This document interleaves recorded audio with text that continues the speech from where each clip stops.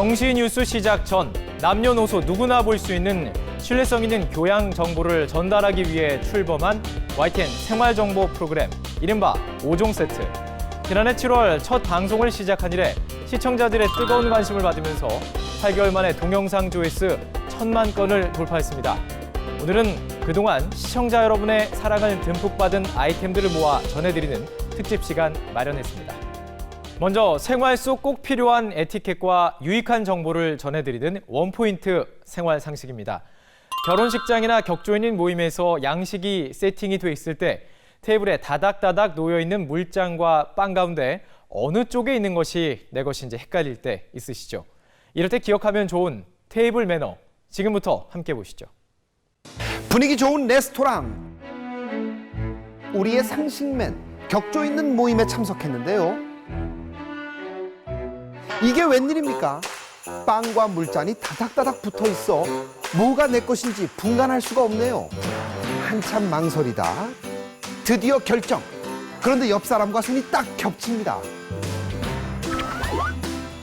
이 빵과 물은 누구의 것일까요? 테이블에 물잔과 빵이 다닥다닥 놓여 있을 때 내 것을 찾기가 쉽지 않은데요. 이럴 땐 좌빵 우물, 이것만 기억하시면 됩니다.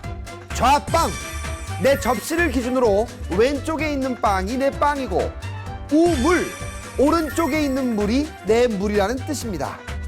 그렇다면 좌빵 우물, 이건 왜 생겼을까요? 그건 바로 빵 때문입니다. 서양에서는 기독교 문화의 영향을 받아 빵은 예수의 몸을 상징하는데요. 그래서 빵을 나이프로 자르지 않고 손으로 뜯어서 먹습니다. 그러려면 빵을 왼손에 들고 오른손으로 뜯어야 편하겠죠?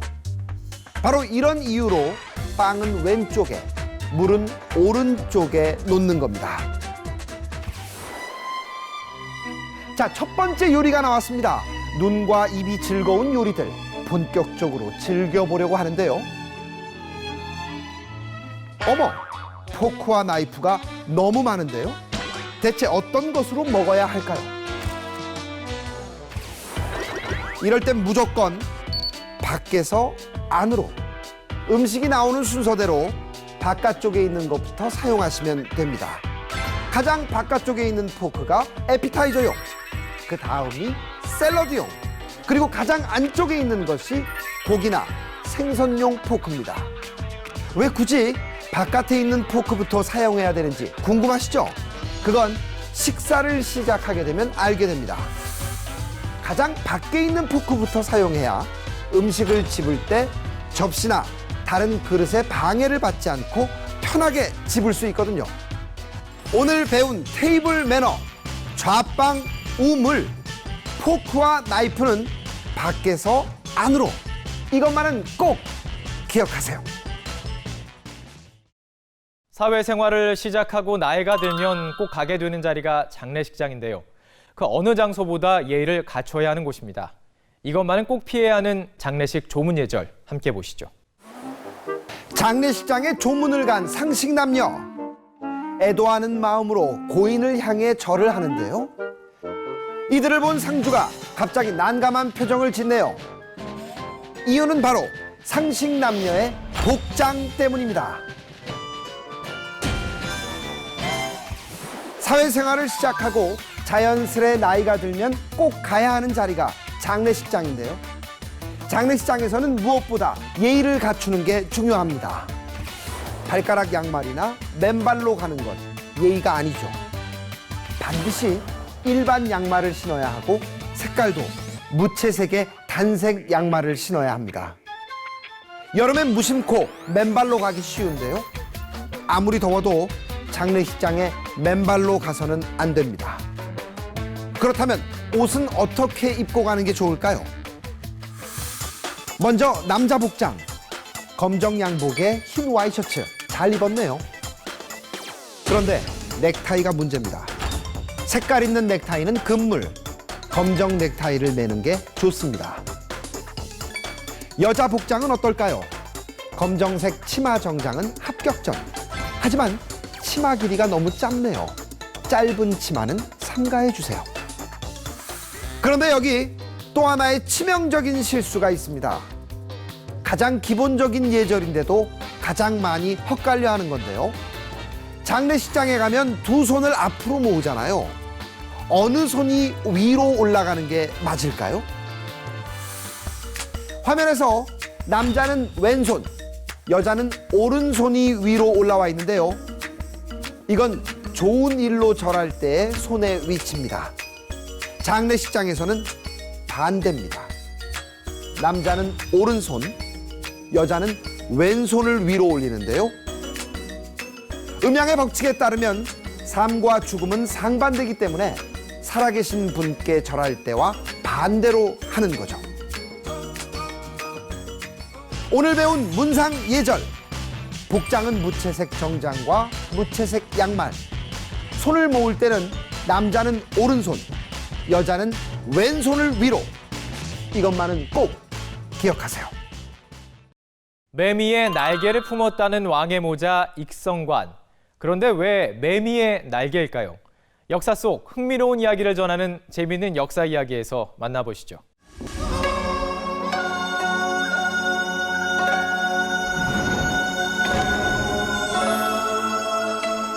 어느 날 명종은 세자 후보인 왕손들을 불러 왕의 모자를 벗어주며 차례로 써보라는 특별한 명을 내리는데요. 곧바로 왕의 명을 따른 다른 왕손들과 달리 셋째 왕손은 무릎을 꿇고 이렇게 이야기합니다. 임금께서 쓰시는 것을 어찌 신하가 쓰겠습니까? 셋째 왕손의 기특한 대답에 크게 감명한 명종은 셋째 왕손을 세자에 봉합니다. 왕의 모자를 사양했던 세자, 그가 바로 조선의 14대 왕 선조였습니다. 선조의 운명을 결정한 모자, 그것은 바로 익선관이었습니다.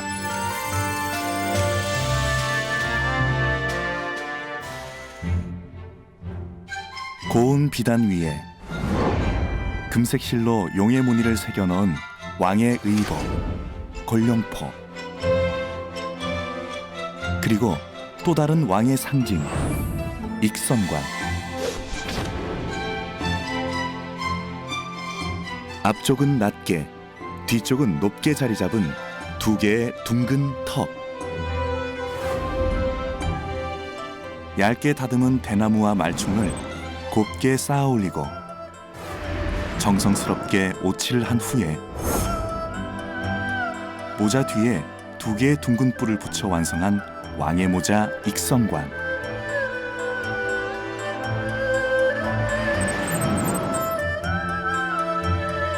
둥근 뿔의 의미는 바로 매미의 날개. 왕이 쓰는 모자에 왜 매미의 날개가 자리 잡고 있을까?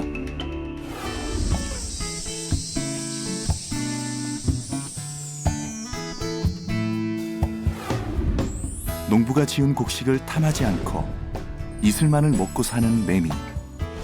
예로부터 매미는 깨끗하고 욕심이 없는 청렴함을 상징하는 곤충으로 여겨졌습니다. 매미의 청렴함을 담겠다는 마음으로 언제나 익선관을 머리에 쓰고 정사를 돌봐왔던 조선의 왕들. 백성을 위한 왕의 각오를 담은 모자, 익선관은 우리의 소중한 유산입니다.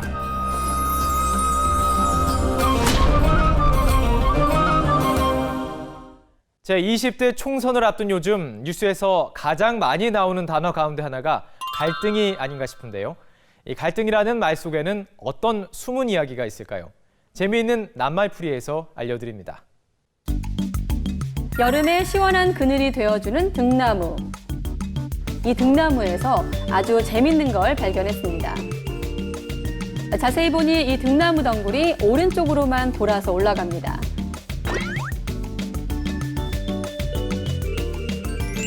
반면에 갈증 해소의 그만인 칡은 등나무와는 정반대로 왼쪽으로만 돌아 올라갑니다.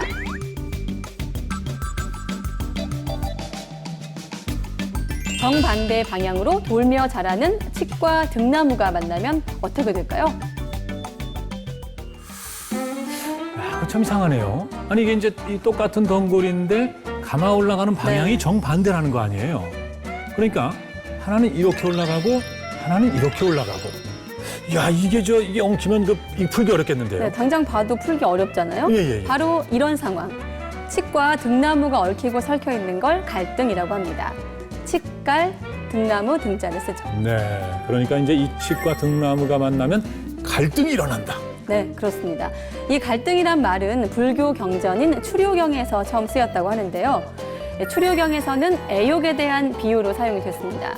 상대에 대한 지나친 애욕이 집착으로 돼서 결국엔 상대를 파멸로 이끈다. 이런 내용을 갈등이란 말을 표현한 거죠. 네. 오늘 아주 재미있는 낱말 하나 배웠습니다. 칡갈, 등나무, 등 갈등입니다. 네, 갈등은 왼쪽으로만 도는 칡과 오른쪽으로만 도는 등나무가 서로 얽혀 있는 걸 말합니다. 자, 그렇지만 말이죠. 이게 아무리 얽히고 설켜 있다 하더라도 이 갈등, 풀 수 있는 방법이 있겠죠. 바로 역지사지 아닐까요? 네, 맞습니다. 이 서로를 이해하려면 무엇보다도 상대방의 입장에서 한 번 더 생각하는 게 필요하니까요. 한 가지 일을 했는데 두 가지 이익을 얻었다. 이럴 때 적합한 말이 꿩 먹고 알 먹고인데요. 그런데 이 꿩 먹고 알 먹고 말 속에는 알고 보면 가슴이 뭉클해지는 사연이 숨겨져 있습니다. 최근 농약이나 화학 비료를 쓰지 않고 우렁이, 미꾸라지, 참개 등을 함께 키워서 자연 친화적으로 잡초를 제거하고 해충을 구제하는 농법 들어보셨나요? 네, 그야말로 이 상부상조, 이 일석이조의 농법이죠. 친환경 쌀은 쌀대로 수확하고 미꾸라지나 참개도 키울 수 있으니 얼마나 좋습니까? 네, 이럴 때 쓰는 낱말로 꿩 먹고 알 먹고가 있죠. 그렇죠. 꽁 먹고 알 먹고 누이 좋고 매부 좋고 도랑치고 가지 잡고 님도 보고 뽕도 따고. 야, 아니 근데 말이죠. 근데 그게 이 닭이나 오리, 거위가 아니고 왜 그게 꽁 먹고 알 먹고죠? 네, 사연이 있습니다. 어느 대보름날 한 농부가 밭두렁에 쥐불을 놓았다고 합니다. 그런데 바람이 불어서 산으로 번져버렸죠. 마침 산에는 알을 품고 있던 꿩이 있었고요. 아하, 세상에나. 그래서요. 네, 불이 꺼지고 난 뒤에 농부는 불에 타 죽은 꿩과 알을 한꺼번에 얻게 되죠. 그 이상하네요. 꿩이 소리에 예민한 편이거든요. 왜 불을 피하지 못했을까요? 네, 꿩은 모성애가 유독 강한 동물입니다. 불이 덮칠 것을 알았지만 알을 지키려고 둥지를 떠나지 않았던 거죠. 이 농부는 덕분에 꿩도 먹고 알도 먹었을 텐데요. 이 꿩을 생각하니까 가슴이 좀 아프네요. 앞으로는 일석이조의 상황이라고 해서 신나게 말이죠. 이 꽁 먹고 알 먹고를 얘기하기가 좀 미안해질 것 같습니다. 네, 자 오늘 재밌다기보다는 말이죠. 좀 뭔가 이 가슴이 뭉클해지는 그런 표현이었습니다. 꽁 먹고 알 먹고입니다. 한 가지 일을 해서 두 가지 이익을 얻음을 이르는 말로 모성애가 강한 꿩이 위기에도 알을 지키는 습성 덕분에 동시에 잡을 수 있다는 데서 나온 말입니다. 이 여성은 약하지만 어머니는 위대하다. 오늘은 말이죠. 이 낱말 공부도 하면서 부모님의 사랑도 다시 한번 새길 수 있는 그런 시간이었습니다. 네, 그야말로 꿩 먹고 알 먹고네요. 우리나라 암 발병률 1위는 바로 갑상선 암입니다.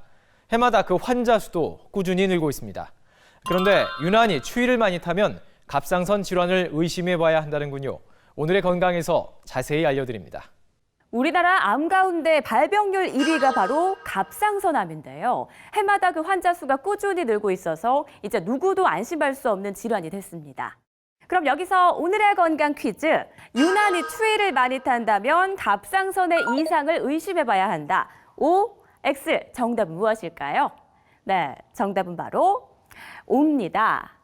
이 갑상선 호르몬은 우리 몸의 체온을 유지하는 데 중요한 역할을 하는데요. 갑상선에 이상이 오면 에너지의 생성과 조절에 문제가 생겨 체온까지 낮아지고 때문에 추위에 더 민감해지는 겁니다. 흔히 여성들이 주로 걸리는 질환으로 알고 있는 갑상선암은 실제 여성 환자가 80% 이상으로 남성보다 훨씬 많습니다. 그런데 최근에는 남성 환자 수도 크게 늘고 있는 추세라고 합니다. 갑상선에 대한 정기검진을 받지 않는 경우가 많아 조기 발견이 어렵고 암이 상당히 진행된 후 발견되는 케이스가 많기 때문인데요. 특히 암의 크기가 1cm 이상이라면 같은 상태여도 남성 환자가 여성 갑상선암 환자에 비해 상대적으로 전이 및 재발 위험이 크다고 하네요. 이 갑상선암은 다른 암과 달리 45세 전후로 병의 진행 정도를 구분하는 병기가 판정되는데요. 45세 이상, 암 크기 4cm 이상, 다른 부위로 전이 시에 또 남성 갑상선암도 고위험군에 속한다고 합니다. 목 주변이 육안으로 눈에 띄게 부었거나 뭔가가 만져지고 음식물을 삼킬 때 불편한 증상이 있고 충분히 휴식을 취해도 피곤하거나 이유 없이 목이 쉰다면 갑상선암을 의심해 봐야 합니다. 결절이 있다고 해서 모두가 암은 아니라고 하니까 병원을 찾아서 정확한 진단을 받아보는 게 좋습니다. 그렇다면 매일매일 누구나 실천하기 쉬운 갑상선암 예방법에는 어떤 게 있을까요? 바로 호르몬 분비를 도와줘서 갑상선의 기능을 정상적으로 유지시켜주는 갑상선 마사지인데요. 목을 돌렸을 때 날이 서는 이 목빗근을 두 손가락을 이용해 쥐어주듯 꾹꾹 눌러주면 목에 쌓인 노폐물 배출에 도움이 됩니다. 또 겨드랑이와 몸통이 연결되는 부분을 주먹을 쥐고 문질러주면 막혔던 림프를 뚫어줘서 갑상선암 예방 효과를 볼 수 있습니다. 오늘부터 꾹꾹 셀프 마사지로 여러분의 갑상선 건강 최고로 지켜주세요. 막바지 꽃샘 추위가 지나고 나니 슬슬 봄꽃 구경 떠나고 싶으시죠? 아름다운 항구 도시 여수 오동도에 가면 이맘때 동백꽃이 장관을 이룹니다. 밤바다마저 아름다운 우리나라 대표적인 미항, 전남 여수로 떠나보시죠.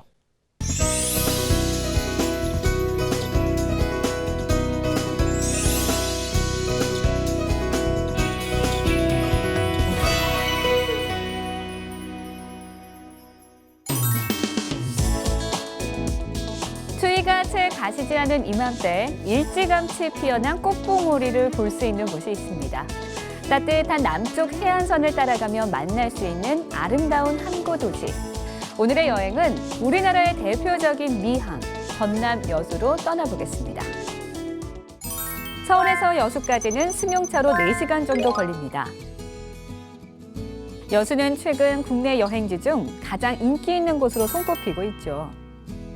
오늘 여행은 여수의 상징으로 불리는 핵심 코스, 오동도부터 시작해 볼까요?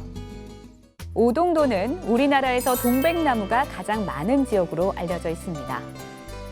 특히 2월, 3월이면 동백꽃이 피어나기 시작하는데요. 이맘때면 섬 전체가 붉은 꽃잎으로 물드는 장관을 보실 수 있습니다.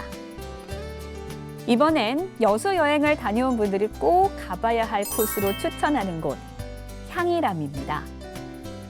이곳에는 모두 7개의 바위로 된 틈이 있는데요. 그곳을 모두 통과하면 소원이 이루어진다는 전설이 있으니까 한 번쯤 가보시는 것도 좋겠죠? 여수 여행에서 가장 낭만적인 코스, 화려한 조명으로 빛나는 여수 밤바다입니다. 특히 돌산대교는 밤이면 형형색색의 야간 조명이 켜지면서 특유의 운치를 자아내죠. 돌산대교의 야경을 즐기는 색다른 방법, 해상 케이블카입니다.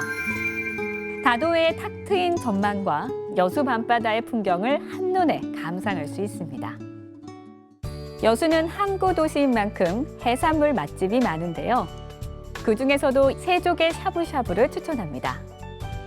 채소 육수에 새조개를 살짝 데쳐 먹으면 입안 가득 바다 향이 물씬 느껴지죠. 볼거리, 먹거리로 가득한 아름다운 항구 도시 여수에서 특별한 추억 만들어 보세요. 재미있게 보셨습니까?